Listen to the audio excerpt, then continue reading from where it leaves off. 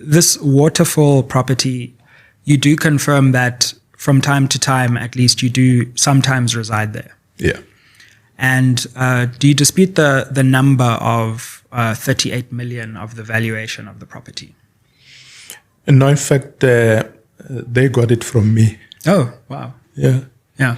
Remember when we were asked to declare in 2024 when we came in? Okay, let me put it that way. I was a deputy president even in the previous term, and I think that's where it started. The property was bought by my son-in-law and then my son. And I then declared that this is one of the family homes that I use, and the one in Kelvin.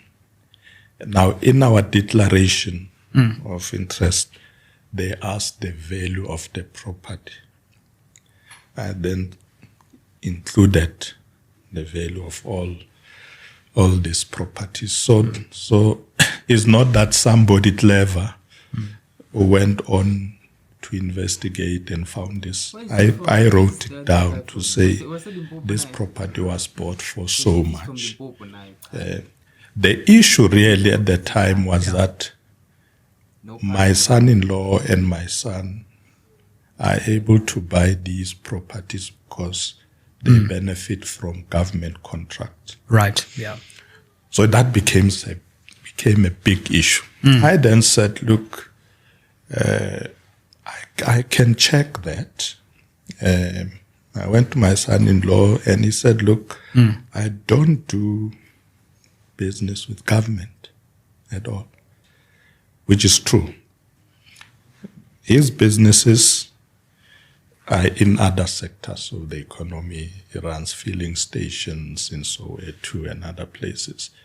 The only thing that dragged him into government is that in 2013, when I was not in Gauteng, I was Minister of Arts and Culture, he applied for a loan from an institution called Gauteng Partnership Fund because he wanted to build student accommodation at VETS.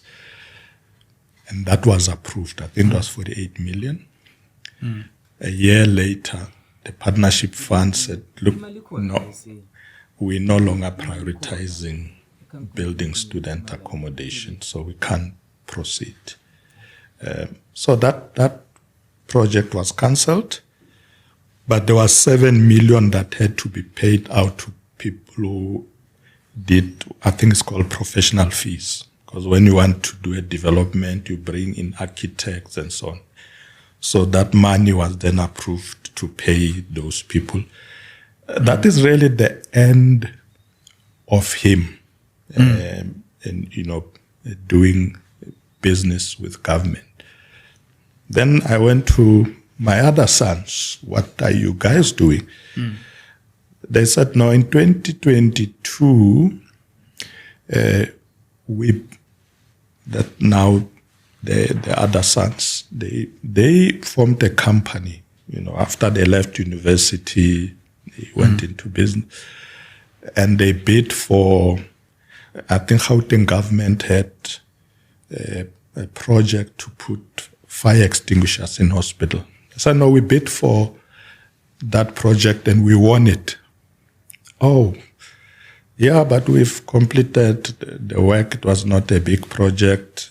So I said to them, well, guys, I know in 2022 I was not in government as a TG of the ANC, but I said to them, please try and refrain from doing work with government going into the future.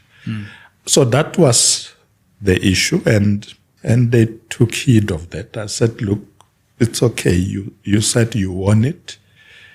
I was not in government. I'm now the deputy president. It's going to be worse if you continue to do work with government. But as we speak, I can say without hesitation that there's nothing that suggests that my family benefit from government contracts. In fact, I don't have in my family anybody who works for government except me. No one. And you can confirm that none of the money for the loan went into this house that you sometimes reside in? No, not at all.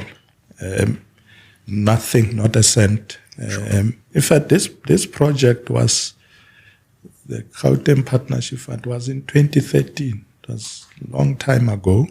But my son-in-law did not make money out of it at all. One thing about politicians, bro, these guys, these guys know how to talk. They can talk in riddles. I'm just saying, good politicians know how to talk. They can literally lie, not even flinching. So whatever he says, it might be true, it might not be true. Aside, only he knows. And nami ngiyafisa nje kube khona mhlambe ekhaya umuntu osekhundleni mhlambe oyimeya or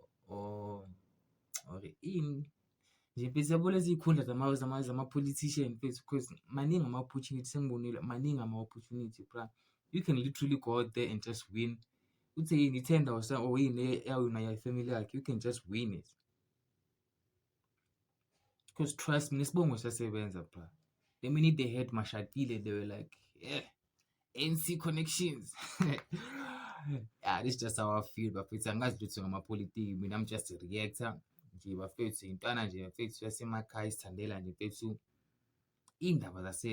Whatever's happening in South Africa, I like to give it just know what in country in my future. I'm not a politician, but I think I might go into journalism in the future. It will depend on which relation elements are arranged. But if I maybe have if I manage to get like more than 20,000 subscribers, then yeah, I'll definitely become a journalist. But a YouTube journalist, like an independent journalist, like Nzenzeli Tourism. I cover my own stories, or I can't be my source.